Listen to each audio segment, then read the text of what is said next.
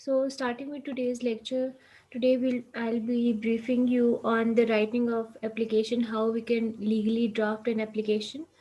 और हमने जो प्रीवियस लेक्चर सीबीएसई का लिया था, जो कि हमारा लेक्चर 5 था वीक 3 का, जिसमें हमने सेक्शन 10 और सेक्शन 11 ऑफ सीपीसी को मेनली डिस्कस किया था। सेक्शन 10 रेस सब जुडिस, जब सूट की प्रोसीडिंग्स पेंडिंग है सेम कॉज ऑफ एक्शन में सेम पार्टीज के दरमियान, अभी केस डिसाइड नहीं हुआ पेंडिंग प्रोसीडिंग का, तो इस तरह का कोई दूसरी सूट जो है आप फाइल नहीं कर सकते, वो बार बाय लॉ होगी, तो वो रेस सब जुडिस है। और रेस जुडिकाटा ये कि केस डिसाइड हो गया है सेम सब्जेक्ट में सेम पार्टीज के दरमियान, तो उस सेम कॉज ऑफ एक्शन में दोबारा केस नहीं आ सकता। तो अब लीगली किस तरह ये चीज़ें अप्लाई होती हैं, किस तरह लॉ जो है अब एज इट इज़ इसकी डायरेक्ट एप्लीकेशन तो नहीं लिखी जाती, कोई सिनेरियो बनता होगा जिसमें किस तरह उसको मोल्ड करके एप्लीकेशन लिखी जाती है लीगल ड्राफ्टिंग में। तो वो एक एप्लीकेशन मैं आपको शो कराऊंगी यहाँ पे, ठीक है। इसमें जैसे हमने सेक्शन 10 पढ़ा कि पेंडिंग प्रोसीडिंग्स हैं और दो पार्टीज के दरमियान है, सेम सब्जेक्ट है, मतलब जो कॉज ऑफ एक्शन है वो भी सेम है और पार्टीज भी सेम है, ठीक है। और जो सब्जेक्ट मैटर है, जो लैंड है या कुछ भी मैटर है वो सेम है, और आपने दो केस फाइल कर दिए हैं दो डिफरेंट कोर्ट्स में। अब आप उसको किस तरह अपनी गलती को ठीक कर सकते हैं, क्योंकि वो लॉ में अलाउ नहीं है, तो आप या उसको किस तरह कवर कर सकते हैं, आप एक एप्लीकेशन दे देंगे, ठीक है। एप्लीकेशन या दी जाती है, दे भी देंगे लेकिन जनरली दी भी जाती है, जिसमें आप ये कहते हैं कि हमारे जो सूट्स हैं दोनों, वो क्या करें, कंसोलिडेट कर दें। कंसोलिडेट का मतलब है मर्ज कर दें। इशू जो फ्रेम होंगे हमारे, वो जो है मतलब दो सूट्स हैं, तीन सूट्स हैं, चार सूट्स हो गए हैं, जितने भी हैं उनको आप मर्ज कर दें, जो अगर सेम कॉज ऑफ एक्शन पे हैं, सेम सब्जेक्ट में, सेम पार्टीज के दरमियान है, और उसके लिए आप खुद एक एप्लीकेशन देते हैं। और एप्लीकेशंस के साथ हमेशा एफिडेविट लगेगा, ठीक है। ये किसी दूसरे बंदे से आपको ना पूछना पड़े मैसेज करके कि वेदर एप्लीकेशन के साथ एफिडेविट लगेगा या नहीं लगेगा। एप्लीकेशंस के साथ हमेशा जो है वो एफिडेविट लगेगा, और वो किस तरह लिखा जाता है वो मैं आपको स्टेप बाय स्टेप जो है वो दिखाऊंगी। सो मूविंग ऑनवर्ड, ये मैंने एक केस की फाइल में से एप्लीकेशन की पिक्चर बनाई है, ऑल्दो हमारे पास इसकी सॉफ्ट कॉपी थी, लेकिन फिर भी मैंने उसमें से पिक्चर जो है एज इट इज़ उठाई ताकि आप लोग को पता चल जाए। अब यहाँ पे मैंने कुछ जगह जो है वो ब्लैंक की है, वहाँ पे पार्टीज़ के इट्सेल्फ नाम है, जितनी भी पार्टीज़ हों, ठीक है। वो मैंने, क्योंकि वो थोड़ा सा सीक्रेसी रखने के लिए और डिपार्टमेंट भी था, तो इस वजह से जो है उसको मैंने वो हाईलाइट कर दिया है, लेकिन आपको समझ आ जाएगी कि कहाँ पे क्या चीज़ जो है वो लिखनी है। अब टाइटल तो ये होगा बिफोर द लर्नेड डिस्ट्रिक्ट जज, या जो भी कोर्ट ऑफ जुरिस्डिक्शन होगी, इन द कोर्ट ऑफ भी हो सकता है। जनरली एप्लीकेशन में बिफोर द लर्नेड डिस्ट्रिक्ट जज, before the learned senior civil जज, बिफोर द सिविल जज, ये इस तरह लिखा जाएगा, ठीक है। अब जो भी पार्टीज है, ABC directorate through it's director at, जो वो कोई भी एड्रेस हो सकता है, इस्लामाबाद, ये पार्टी है, ठीक है। अब ये एक डिपार्टमेंट था तो इसका पूरा एड्रेस इसी तरह था, जनरली भी इसी तरह लिखा जाता है। लेकिन अगर कोई और बंदा होता, for example Sadia Tanveer through its attorney, ठीक है, Saif Khan, resident of house number 8, street number 8B, और F8 मरकज़ इस्लामाबाद, इस तरह लिखा जाएगा, ठीक है। और मैं पटिशनर होंगी।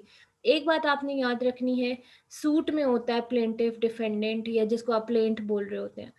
एप्लीकेशन में हमेशा पटिशनर होगा, रिस्पोंडेंट होगा, अंदर भी जहाँ भी आप लिखेंगे पटिशनर और रिस्पोंडेंट लिखेंगे। अब पटिशनर, एक सूट चल रहा है ना, उसमें आपने एक एप्लीकेशन दी है, ठीक है।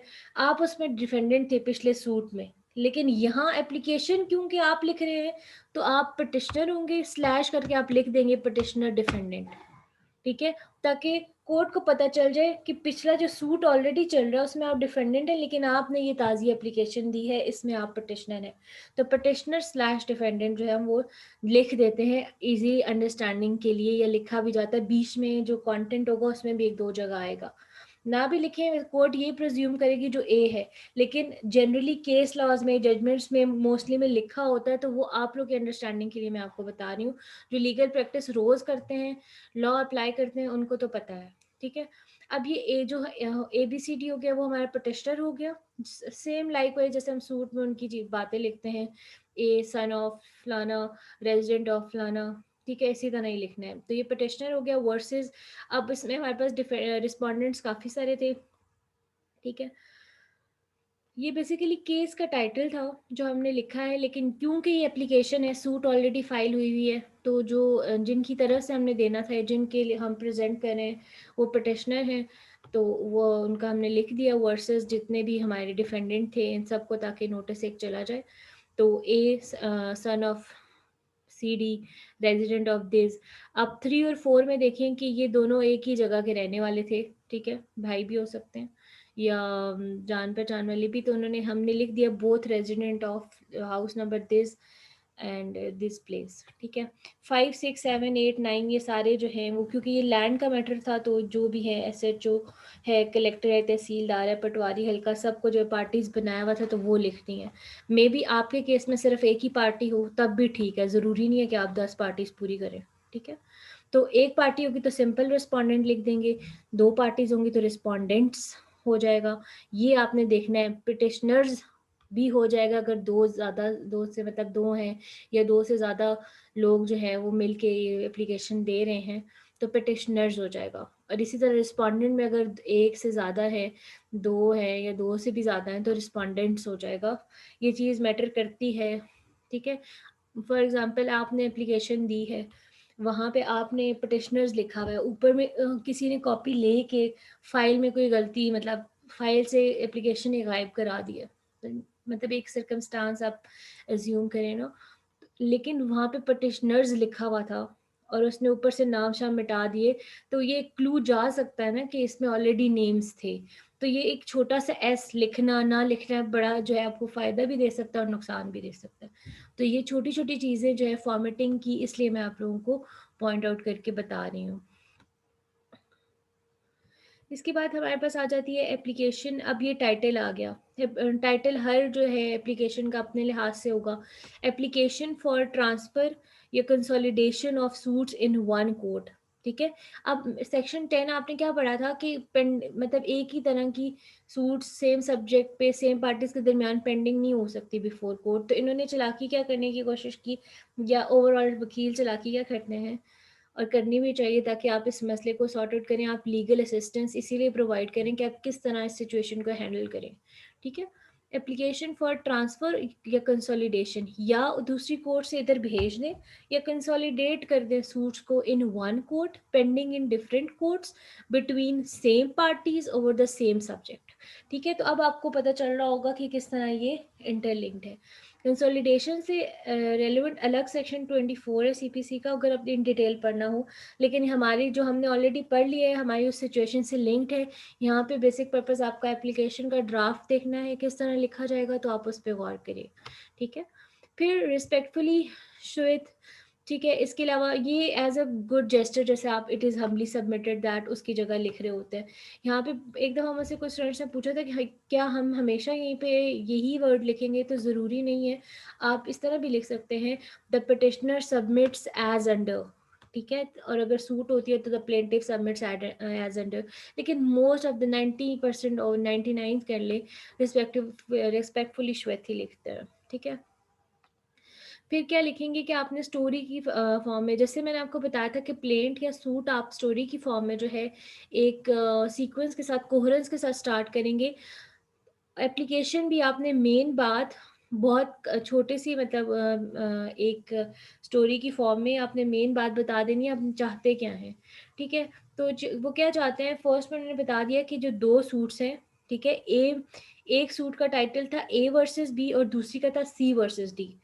अब ये हो सकता है ना कि जो A वर्सेस B लिख दिया, पहला पहला नाम उठा लेते हैं और वो टाइटल बना देते हैं A वर्सेस B, लेकिन उसकी सेकंड पार्टी वही हो C वर्सेस D, और जो C वर्सेस D वाला केस था उसमें second party A versus B हो।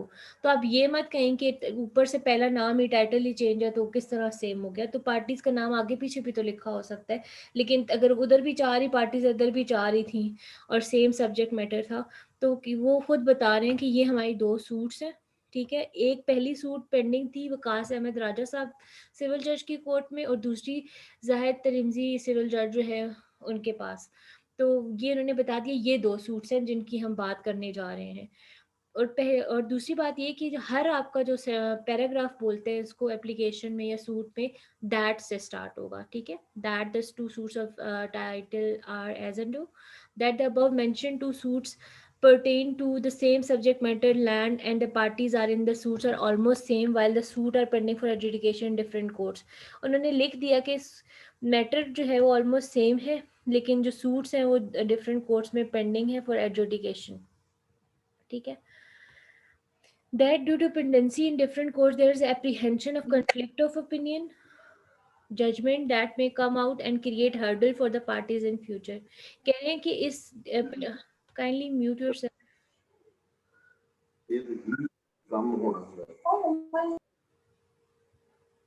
So that due to pendency वो कह रहे हैं कि हमें ये अप्रीहेंशन है कि यहाँ पे कन्फ्लिक्ट ऑफ ओपिनियन या जजमेंट आ जाएगा जो कि इस बेसिस पे दी जाएगी, और जो जिस पे जो है हम कन्फ्लिक्ट ऑफ इंटरेस्ट आ सकता है पार्टीज़ का। तो इस वजह से हम ये एप्लीकेशन दे दें ताकि आप एक ही कोर्ट में ले आएँ, कंसोलिडेट कर दें, ताकि इस पे जो डिसीजन आए वो जो है वो एक ही डिसीजन आए। That in the interest of justice the above mention two suits are necessary to transfer consolidate in one court to avoid the conflict of judgment. यही बात उन्होंने बता दी कि अप्रीहेंशन है और जस्टिस की ज़रूरत क्या है कि आप इनको ट्रांसफ़र या कंसोलिडेट कर दें एक कोर्ट में, ताकि आप कन्फ्लिक्ट ऑफ जजमेंट ना आ सके। That the superior courts time and again hold that technicalities may not stand in way of justice and the matter must be dissolved once for all, therefore pending suits are necessary to transfer in one court। और superior courts के भी जो decisions हैं वो यही कहते हैं कि जो है मैटर जो है वन एंड ऑल जो है इसको सॉल्व करे, बार बार उस पर जो है वो लिटिगेशन ना चले। तो इसलिए उसके लिए भी ज़रूरी है कि ये दोनों पेंडिंग सूट्स एक ही कोर्ट में ट्रांसफ़र हो जाएं। That further submission would be made at the time of arguments. तो फिर एप्लीकेशन जब सबमिट कराते हैं तो जैसे सूट पे आर्ग्यूमेंट होते हैं, एप्लीकेशन पे भी बहस, उर्दू में कहते हैं कि बहस कर दें आप जी पटिशनर साहब, फिर रिस्पोंडेंट की बहस होती है। तो वो जो है वो कह रहे हैं कि फिर जब at the time of arguments है मज़ीद उसमें जो चीज़ें हैं वो इलेबरेट कर देंगे। इतनी सी जो है हमारी एप्लीकेशन है, उसमें हमने फिर लिख दिया प्रेयर, ठीक है।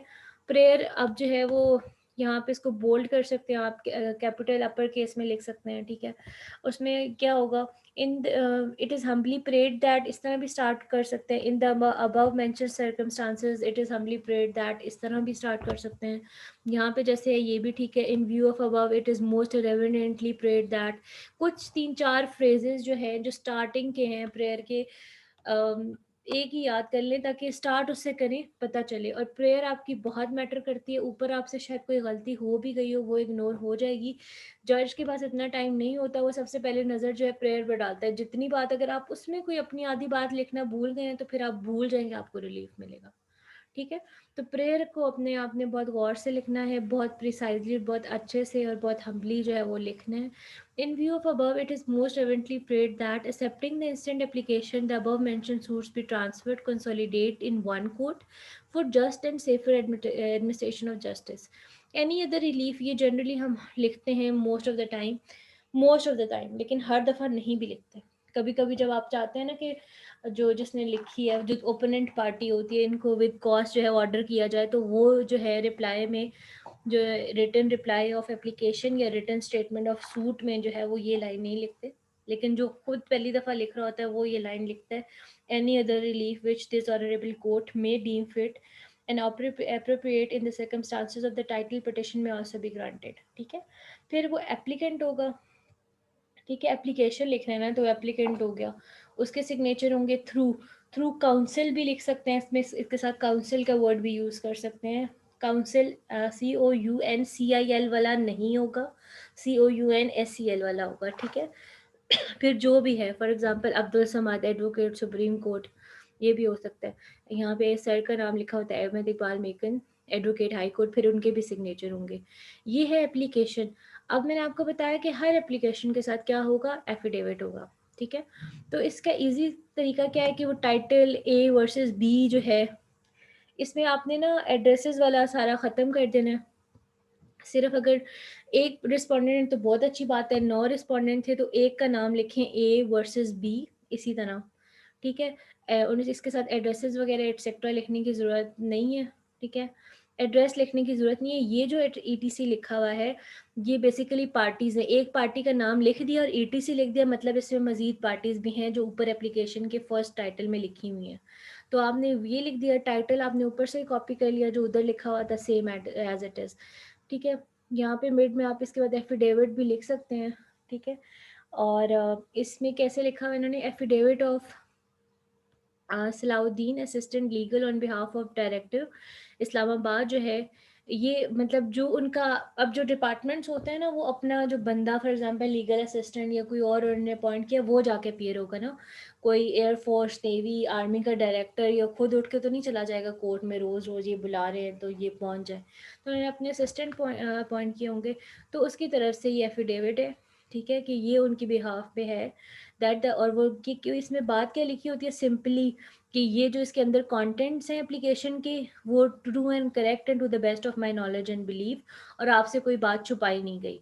यही बात आपको इंग्लिश में मैं पढ़ के सुनाती हूँ जो एफिडेविट में लिखी जाती है।